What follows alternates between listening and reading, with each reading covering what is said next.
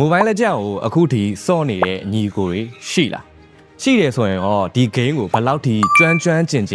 စော့နိုင်လဲကိုယ့်ရဲ့ကျွမ်းကျင်မှုတွေကိုရောတက်တည်ပြဖို့ယုံကြည်ချက်ရှိလားဒါဆိုရင်ကျွန်တော်နေရာလေးတစ်ခုနဲ့မိတ်ဆက်ပေးမယ်ကျွန်တော်ပြောပြပေးမယ့်နေရာကဒီအပျော်တန်းစော့တဲ့လူငယ်တွေအတွက်ကောကိုယ့်ရဲ့ကျွမ်းကျင်မှုတွေကိုယ့်ရဲ့ skill တွေကိုအကျိုးရှိအသုံးပြုအသုံးချလို့ရမယ့်နေရာကိုကျွန်တော်ပြောပြပေးမှာပါဘယ်နေရာလဲဆိုရင်တော့ Wannabe Family Company Limited ကနေပြီးတော့ဦးစီးကျင်းပပေးမယ်WBF Amateur Online Tournament လေးပဲဖြစ်ပါတယ် Register ကြေးလုံးဝပေးစရာမလိုပဲနဲ့ကျွန်တော်ရဲ့အရေးအချင်းတွေကို online ပေါ်မှာတနိုင်ငံလုံးသိအောင်ချပြလို့ရမယ်အခွင့်အရေးမျိုးပါဒါကဒီ mobile legend ကိုအပျော်တမ်းဝင်ကစားမဲ့ညီကိုတွေအတွက်ရောကိုယ့်ရဲ့အရေးအချင်းကိုလုံးဝချပြခြင်းနဲ့ဆိုတဲ့ညီကိုတွေအတွက်ရောကအကျိုးရှိမယ်လို့ကျွန်တော်ကတော့မျှော်လင့်နေဘာဖြစ်လဲဆိုတော့ WBF Amateur Tournament မှာကဒီ total prize ကစုစုပေါင်း1000ချီးမြှင့်ပေးမှာဖြစ်တယ်ပေါ့နော်ပြီးတော့သူက champion ဆုဖလားလည်းပေးမယ်လို့ပြောထားတယ်နောက်ပြီးတော့အဆင်ပြေရတစ်ခုက online tournament ဖြစ်တဲ့အတွက်ကိုယ့်အိမ်ကနေကိုတငယ်ချင်းတွေနဲ့ကိုချိတ်ဆက်ပြီးတော့အိမ်ကနေပဲ AACC စော်လို့ရတာဖြစ်တယ် register ကြေးကလည်း